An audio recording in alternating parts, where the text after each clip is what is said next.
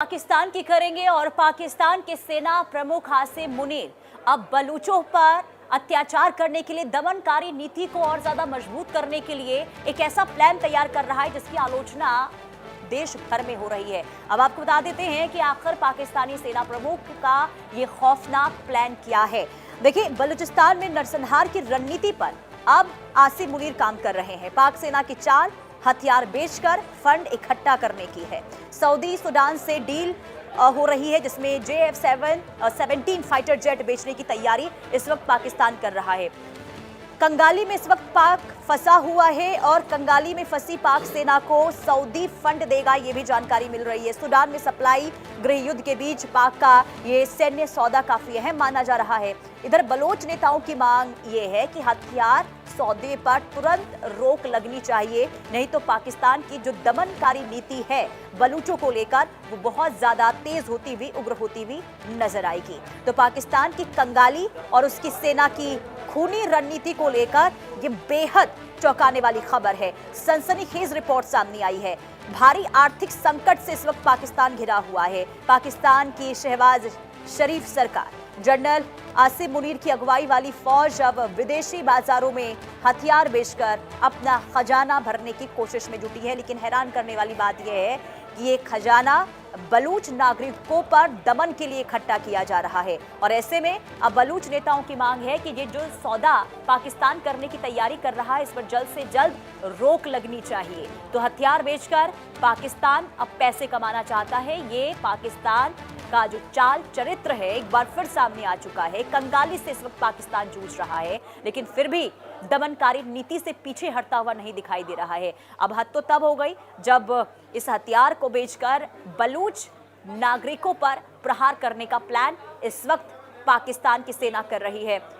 और बलूच नेताओं के द्वारा अब ये मांग हो रही है कि इस पर जल्द से जल्द, यानी कि ये जो सौदा होने जा रहा है सूडान के साथ, सऊदी अरब के साथ, इस पर रोक लगनी चाहिए, नहीं तो फिर बलूचिस्तान को लेकर स्थिति खराब होगी। बलूच नागरिकों को पर हमला एक बार फिर से बढ़ता हुआ पाकिस्तानी सेना के द्वारा नजर आएगा।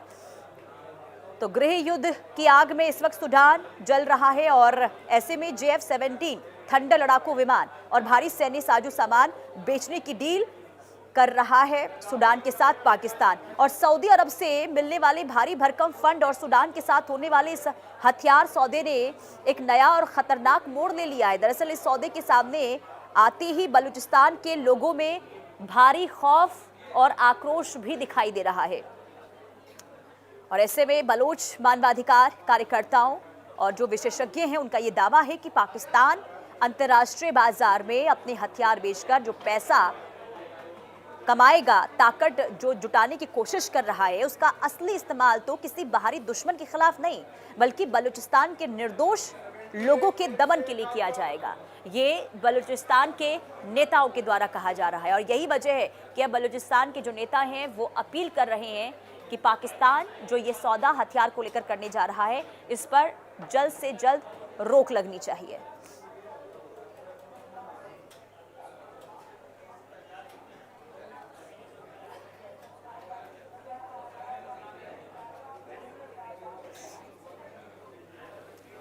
तो ये बड़ी खबर आपको बता रहे एक बार फिर से, पाकिस्तान किस रणनीति पर इस वक्त काम कर रहा है, क्या प्लान है बलूचिस्तान की आवाम को आवाज दबाने का, ये बड़ी खबर इस वक्त हम आपको बता रहे हैं।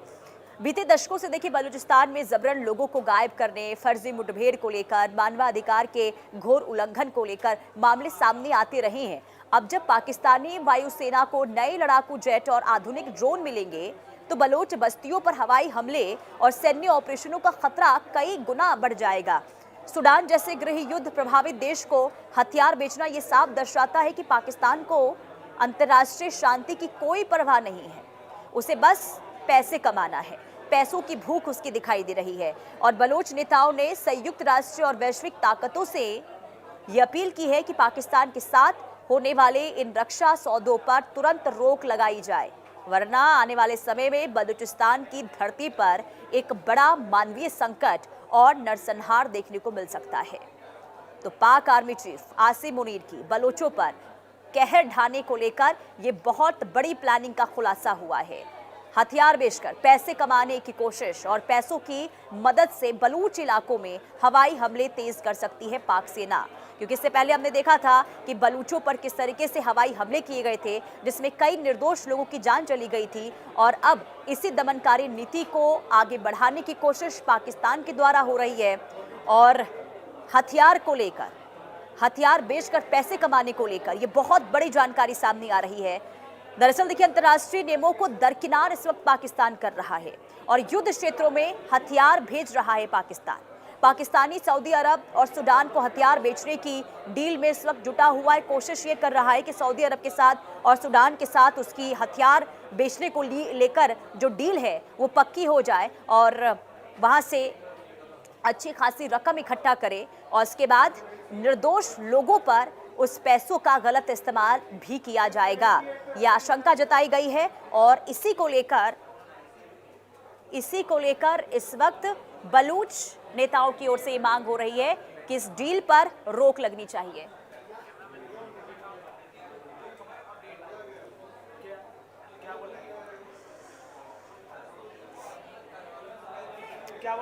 तो पाकिस्तान अपने JF-17 थंडर फाइटर जेट्स के निर्यात की कोशिशों में लगा हुआ है।